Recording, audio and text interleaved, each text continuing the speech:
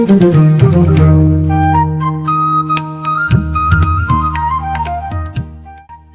ಹಬ್ಬ ಎಂದೇ ಪ್ರಸಿದ್ಧಿಯಾಗಿರುವ ಮುಂಗಾರು ಸಾಂಸ್ಕೃತಿಕ ರಾಯಚೂರು ಬೆಳ್ಳಿ ಹಬ್ಬ ದಿನಾಂಕ 10, 11, 12ರವರೆಗೆ ನಡೆಯಲಿದ್ದು ಸರ್ವರಿಗೂ ಆದರದ ಸ್ವಾಗತ ಕೋರುವವರು ನಿಕ್ಷೇಪ ಚಿಟ್ಸ್ ಮಾಲೀಕರಾದ ವೈ ನರಸರೆಡ್ಡಿ ಹಾಗೂ ನರೇಶ್ ಕುಮಾರ್, ಕಂಪನಿಯ ಎಲ್ಲ ಪದಾಧಿಕಾರಿಗಳು.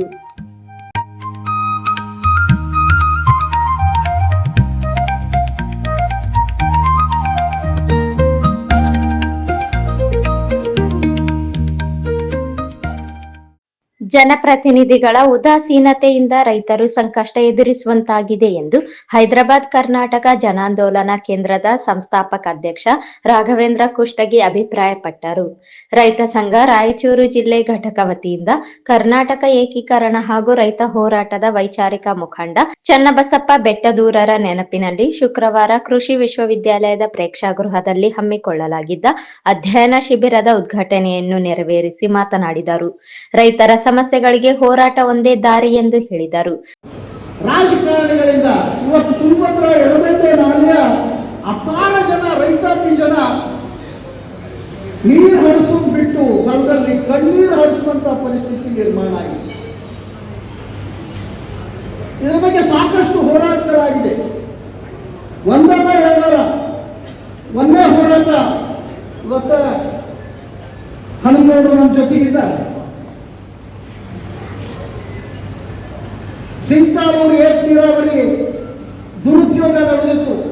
8 TMCನೂ 9 TMCಯಿಂದ 16 TMCವರೆಗೆ ನೀರನ್ನು ಎತ್ತಬೇಕು, ಆ ಕಡೆ ತಗೊಂಡು ಹೋಗಬೇಕು ಹುಲಿ ಗುಡ್ಡ ಅಂಥೇಳಿ ಒಂದು ಯೋಜನೆಗಾಗಿ ಅದು ನಮ್ಮ ಪಾಟೀಲರು, ಗದಗಿನ ಪಾಟೀಲರ ಒಂದು ಹುನ್ನಾರ ಆಗಿತ್ತು. ಅದನ್ನು ತಡೀಲಿಕ್ಕೆ ನಾವಿಲ್ಲೆಲ್ಲ ಹೋರಾಟ ಮಾಡಿದ್ವಿ. ಎಸ್.ಎನ್. ಕೃಷ್ಣ ಅವಾಗ ಮುಖ್ಯಮಂತ್ರಿ ಆಗಿದ್ದರು. ಅವಾಗಿಂದ ನಮ್ಮ ಹೋರಾಟ ನಿರಂತರವಾಗಿ ನಡೀತಾ ಇದೆ. ಎಸ್.ಎನ್. ಕೃಷ್ಣ ಅಡಿಕೆಗೆ ಬಂದಾಗ ಸಾವಿರಾರು ಜನ ಹೋಗಿ ನಾವು ಘೇರಾವ್ ಮಾಡಿ ಅದು 16 TMCಯಿಂದ 12 TMCಗೆ ಇದ್ದಿದ್ದಿಲ್ಲ ಅಂದರೆ ಇವತ್ತು ಈಗ ಎಷ್ಟು ಸಿಕ್ಕಿದ್ರೆ ಅಷ್ಟು ನೀರು ಸಿಕ್ಕಿರಲಿಲ್ಲ. ಇದು ನಂಬರ್ 1.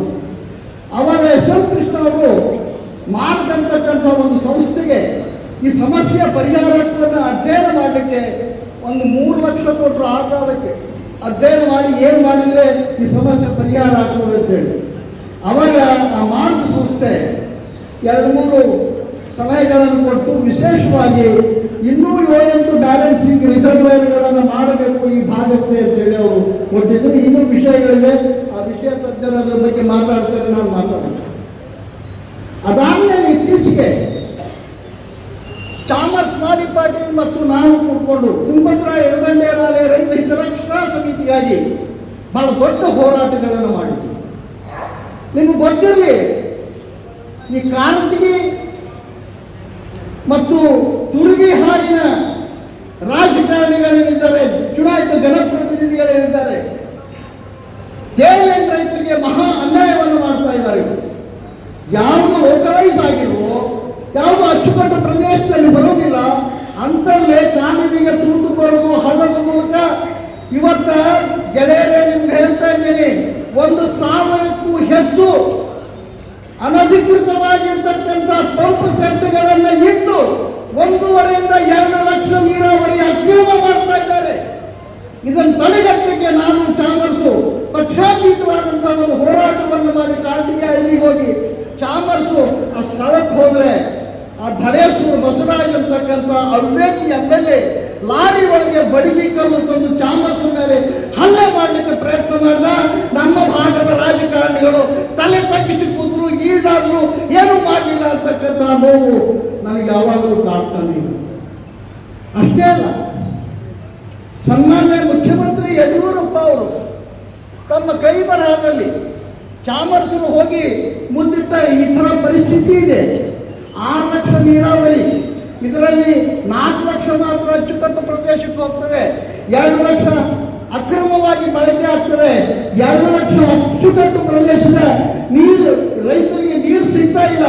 ಯರಗೇರಿ ಭಾಗ, ಕುರುಳಿ ಭಾಗ, ಮಾನ್ವಿ ಭಾಗದ ಎಲ್ಲ ಜನರಿಗೆ ಭಾಳಷ್ಟು ತೊಂದರೆ ಇದೆ ಅಂತ ಅದನ್ನು ಸಮಗ್ರವಾಗಿ ತಿಳುವಳಿಕೆ ಕೊಟ್ಟಾಗ ಮಾನ್ಯ ಯಡಿಯೂರಪ್ಪ ಅವರು ತಮ್ಮ ಹಸ್ತಾಕ್ಷರದಲ್ಲಿ ಇದೊಂದು ಗಂಭೀರ ವಿಷಯ. ಕೂಡಲೇ ಇದ್ರ ಕಡೆಗೆ ಗಮನ ಹರಿಸಿ ಪೊಲೀಸ್ ಬಂದೋಬಸ್ತನ್ನು ಮಾಡಿ ಆ ಎಲ್ಲ ಅಕ್ರಮ ಪಂಪುಸಟ್ಟುಗಳನ್ನು ಕಿತ್ತಿ ಒಗಿಬೇಕು ಅಂತೇಳಿ ಮಾಡಿದ್ರು ಕೂಡ ಅಧಿಕಾರಿಗಳನ್ನ ಕೈ ಕಟ್ಟಿ ಹಾಕಿದ್ರು. ಅವರ ಮುಖ್ಯಮಂತ್ರಿ ಇಲ್ಲ, ಬಂದಂತಹ ಮುಖ್ಯಮಂತ್ರಿಗಳು ಇನ್ನೊಬ್ಬರು ಅವರು ಯಾರು ರಮೇಶ್ ಜಾರಕಿಹೊಳಿ ಅವರು ನೀರಾವರಿ ಮಂತ್ರಿ ಇದ್ದಾಗ ಮತ್ತೊಂದು ತಂಡ ನಾವೆಲ್ಲ ಹೋಗಿದ್ವಿ. 15 ದಿವಸದಾಗ ಮಾಡ್ತೀನಿ ನಾನು ಇದನ್ನ ಅಂತೇಳಿ ವಚನ ಕೊಟ್ಟರು. ಏನ್ ಮಾಡ್ಬೇಕು ಅವರು? ಯಾವ ಸದಸ್ಯತ್ವ ಚಾಲನೆ ಕಾರ್ಯಕ್ರಮವನ್ನು ಮೇಲುಕೋಟೆ ಶಾಸಕರಾದ ದರ್ಶನ ಪುಟ್ಟಣ್ಣಯ್ಯ ಉದ್ಘಾಟಿಸಿ ಮಾತನಾಡಿದರು. ರೈತರು ಅತಿವೃಷ್ಟಿ ಮತ್ತು ಅನಾವೃಷ್ಟಿಯಿಂದ ತೊಂದರೆಗೆ ಒಳಗಾಗುವ ಅಪಾಯ ಹೆಚ್ಚು. ಈ ಹಿನ್ನೆಲೆಯಲ್ಲಿ ರೈತರು ಹೋರಾಟದ ಮನೋಭಾವ ಬೆಳೆಸಿಕೊಳ್ಳಬೇಕು ಎಂದು ಹೇಳಿದರು. ರೈತರಿಗೆ ಅವರ ಹಕ್ಕುಗಳಿಗೆ ಇಲ್ಲಿಂದ ಹೋರಾಟ ಮಾಡಿಕೊಂಡು ಅವರಿಗೆ ಹಕ್ಕನ್ನ ಕೊಡಿಸ್ಕೊಳ್ತಕ್ಕಂಥದ್ದು, ಇವೆಲ್ಲದರ ಬಗ್ಗೆ ಹಲವಾರು ಜನರು ಮಾತಾಡೋರಿದ್ದಾರೆ ಮತ್ತು ಇಷ್ಟನ್ನು ಮಾತಾಡಿದ್ದಾರೆ. ಅದರ ಮುಂದೆ ಏನು ಅನ್ನೋದನ್ನು ನಾವು ಯೋಚನೆ ಮಾಡಬೇಕು. ಯಾವ ಥರ ನಾವು ನಮ್ಮ ಸಮಸ್ಯೆಗಳಿಗೆ ನಾವು ಪರಿಹಾರ ಹೊಂದ್ಕೊಳ್ಬೇಕು. ಈಗ ನಿಮಗೆ ಗೊತ್ತಿರೋಂಗೆ ಈಗ ಹೋದ ವರ್ಷ ಮಳೆ ಇಲ್ಲ, ಈ ವರ್ಷ ಜಾಸ್ತಿ ಮಳೆ ಆಗಿರುತ್ತೆ ಅನ್ನೋದು ಬರೋದಂತ ಸಂಭವ ಇದೆ. ಅತಿವೃಷ್ಟಿ ಅನಾವೃಷ್ಟಿ ಬಗ್ಗೆ ಇದೆ. ಇದ್ರ ತಕ್ಕಂಗೆ ಯಾವ ಥರ ನಾವುಗಳು ನಮ್ಮ ಬೆಳೆಗಳನ್ನು ಬದಲಾವಣೆಗಳು ಮಾಡ್ಕೊಳ್ಬೇಕು, ವ್ಯವಸಾಯ ಪದ್ಧತಿಗಳನ್ನು ಯಾವ ಥರ ಬದಲಾವಣೆಗಳು ಮಾಡ್ಕೊಳ್ಬೇಕು, ಇದ್ರ ಬಗ್ಗೆನೂ ನಾವು ಚಿಂತನೆಗಳನ್ನು ಮಾಡೋಕ್ಕೆ ಶುರು ಮಾಡಬೇಕು. ಇಲ್ಲ ಅಂತ ಹೇಳಿದ್ರೆ ನಾವು ಹಿಂಗೆ ಉಳ್ಕೊಂಡು ನಮ್ಮ ಸಂಘಟನೆಯಿಂದ ಮುಂದೆ ಏನು ಅನ್ನೋದನ್ನ ನಾವು ಯೋಚನೆ ಮಾಡಿ ಬೆಳೆ ಪದ್ಧತಿಗಳನ್ನ ಬದಲಾವಣೆ, ಮತ್ತೆ ಈಗಾಗಲೇ ಮಾತಾಡಿದ್ರು ರಾಮಸ್ವಾಮಿ ಪಾಟೀಲ್ ಅವರು ನೀರಾವರಿ ಯಾವ ಥರ ನಾವು ನೀರನ್ನ ಯಾವ ಥರ ಬಳಸಬೇಕು ಅನ್ನೋದ್ರ ಬಗ್ಗೆನೂ ಮಾತಾಡೋದು. ಇದನ್ನೆಲ್ಲ ಆಲೋಚನೆ ಮಾಡ್ಕೊಂಡು ನಾವು ನಮ್ಮ ಸಂಘಟನೆನ ಬೆಳೆಸಬೇಕಾಗಿರೋ ಜವಾಬ್ದಾರಿ ನಮ್ಮೆಲ್ಲರಲ್ಲೂ ಇದೆ. ಈಗ ನನ್ನನ್ನ ಇಲ್ಲಿ ಏನು ಸದಸ್ಯತ್ವ ನೋಂದಣಿ ಚಾಲನೆ ಕೊಡಲಿ ಅನ್ನೋದೊಂದು ಇಟ್ಕೊಂಡು ಇಲ್ಲಿ ಈ ಕಾರ್ಯಕ್ರಮಕ್ಕೆ ಕೇಳಿದ್ರು. ತಾಂತ್ರಿಕ ಇದರಿಂದ ಇವತ್ತು ಚಾಲನೆ ಕೊಡಬೇಕಿಲ್ಲ, ಆದರೆ ಅದನ್ನೆಲ್ಲ ಸರಿಪಡಿಸ್ಕೊಂಡು ಮುಂದಿನ ಚಾಲನೆ ಕೊಡ್ತೀವಿ. ಆ ಸದಸ್ಯತ್ವವನ್ನು ನಾವು ಪ್ರತಿಯೊಬ್ಬರು ಜವಾಬ್ದಾರಿನೂ ಆಗುತ್ತೆ. ನಾವು ನಮ್ಮ ಊರಲ್ಲಿ ನಮ್ಮ ಪಕ್ಕದ ಮನೆಯವರು, ಅವ್ರ ಪಕ್ಕದ ಮನೆಯವರು, ಪಕ್ಕದ ರಸ್ತೆಯಲ್ಲಿ ಇರೋಂಥವ್ರನ್ನ ನಾವು ನಮ್ಮ ರೈತ ಸಂಘಟನೆಗೆ ಸರ್ವೋದಯ ಪಕ್ಷಕ್ಕೆ ನಾವು ಸೇರಿಸೋ ಜವಾಬ್ದಾರಿ ನಮ್ಮೆಲ್ಲರಿಗೂ ಆಗುತ್ತೆ. ದಯವಿಟ್ಟು ಹೆಚ್ಚಿನ ರೀತಿಯಲ್ಲಿ ಒತ್ತು ಕೊಟ್ಟು ನಮ್ಮ ಹಕ್ಕುಗಳಿಗೆ ಹೋರಾಟ ಮಾಡೋಕ್ಕೆ ಇನ್ನೂ ದೊಡ್ಡ ಮಟ್ಟದಲ್ಲಿ ಶಕ್ತಿ ತುಂಬಿಸಿ ಸದಸ್ಯತ್ವ ನೋಂದಣಿಯನ್ನು ಮಾಡಿಸಬೇಕು ಅಂತ ನಿಮ್ಮಲ್ಲೆಲ್ಲ ಕಳಕಳಿಯ ಮನವಿ ಮಾಡ್ಕೊತೀನಿ. ಈಗ ಇನ್ನೂ ಹಲವಾರು ಜನರು ಮಾತಾಡೋರಿದ್ದಾರೆ.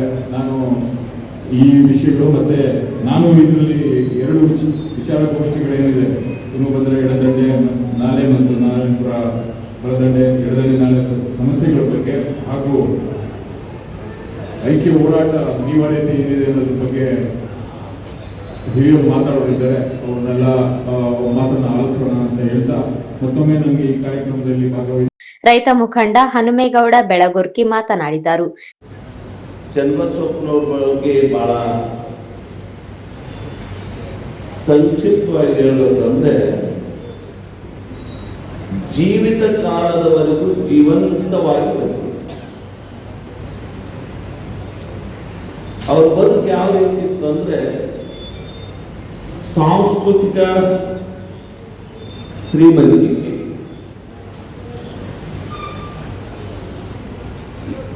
ಭಾಷಾ ಶ್ರೀಮಂತಿಕೆ,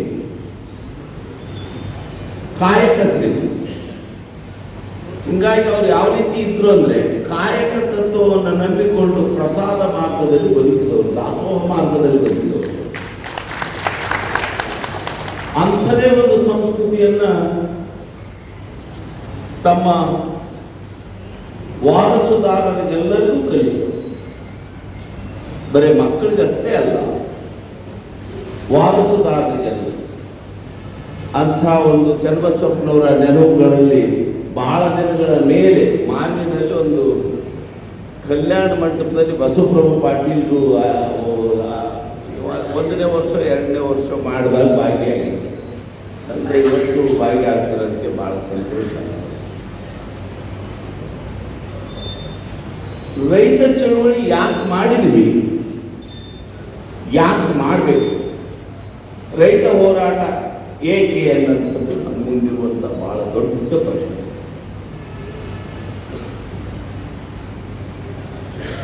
ಒಂದು ಸಾರಿ ಈ ದೇಶನ ಅವಲೋಕನ ಮಾಡಿ,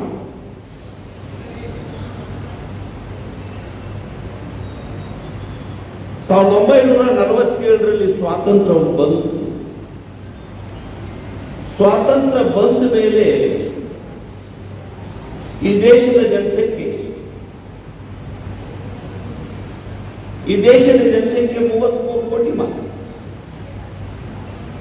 ದೇಶದಲ್ಲಿ ಉತ್ಪಾದನೆ ಆಗ್ತಿದ್ದಂತ ಆಹಾರ ಧಾನ್ಯ ಎಷ್ಟು? 50 ದಶಲಕ್ಷ.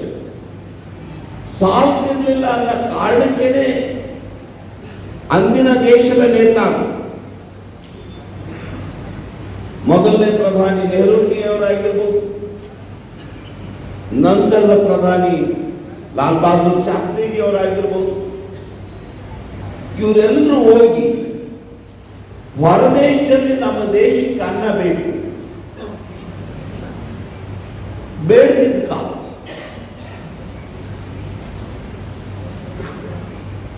ಹಂಗಾಗಿ 1967-68 ಅಂದಿನ ಪ್ರಧಾನಿ ಶಾಸ್ತ್ರಿಜಿಯವರ ನೇತೃತ್ವದ ದೇಶದ ವಿಜ್ಞಾನಿಗಳನ್ನ ಪರಿಣಿತರನ್ನ ಕರೆದು ಮಾತನಾಡಿದಾಗ ಸ್ವಲ್ಪ ಹೊಸ ದಿಕ್ಕು ಕೊಡಬೇಕಾಗುತ್ತೆ ನಮ್ಮ ಒಕ್ಕಲತನಕ್ಕೆ. ಸಂಕರಿತ ಬೀಜ ಬೇಕು, ಗೊಬ್ಬರ ಬೇಕು, ಹಾಗೆ ಅಂತ ಎಲ್ಲ ಆಯಿತು. ಅವತ್ತು 33 ಕೋಟಿ ಇದ್ದ ಜನಸಂಖ್ಯೆ ಇವತ್ತು 145 ಕೋಟಿ. ಬಿದ್ದ ಭೂಮಿ ಹಿಗ್ಗಿಲ್ಲ, ಕಮ್ಮಿ. ಆದರೂ ದೇಶಕ್ಕೆ ಸಾಕಾಗಿ ಹೊರದೇಶಕ್ಕೆ ಕಳಿಸ್ತಾ ಇದ್ದೇವೆ ಅಂದ್ರೆ ಬೇಡುವ ದೇಶ ನೀಡುವ ದೇಶವಾಗಿದೆ.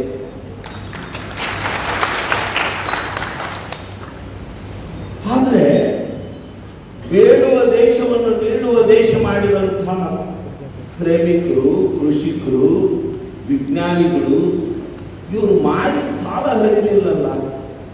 ನಮ್ಮ ಮನೆ ಮುಂದೆ ಟ್ರ್ಯಾಕ್ಟರ್ ನಿಂತ ಖರೆ ನಾನು ಟ್ರ್ಯಾಕ್ಟರ್ ಮಾಲೀಕಲ್ಲ. ನಮ್ಮ ಮನೆಗೆ ಜೋಡೆತ್ತದೋ ಖರೆ ಆ ಜೋಡೆತ್ತಿನ ಮಾಲೀಕ ನಾನಲ್ಲ. ನನ್ನ ಮನೆ ಮುಂದೆ ಒಂದು 100 ಚೀಲ ಜೋಳ ಆಗಲಿ, ಶೇಂಗಾ ಆಗಲಿ, ಭತ್ತ ಆಗದೆ ಖರೆ ಅದರ ಮಾಲೀಕ ನಾನು. ಇದರ ಅರ್ಥ ಚಾಮರಾಜ್ ಮಾಲಿ ಪಾಟೀಲ್ ಪ್ರಾಸ್ತಾವಿಕ ಭಾಷಣ ಮಾಡಿದರು. ಜಿಲ್ಲಾಧ್ಯಕ್ಷ ಪ್ರಭಾಕರ್ ಪಾಟೀಲ್ ಸ್ವಾಗತಿಸಿದರು.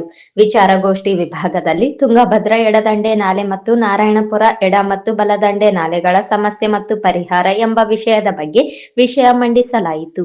ಇನ್ನೊಂದು ಪ್ರಮುಖ ವಿಚಾರಗೋಷ್ಠಿಯಲ್ಲಿ ಐಕ್ಯ ಹೋರಾಟದ ಅನಿವಾರ್ಯತೆ ಎಂಬ ವಿಷಯದ ಕುರಿತು ಚರ್ಚೆ ಮಾಡಲಾಯಿತು.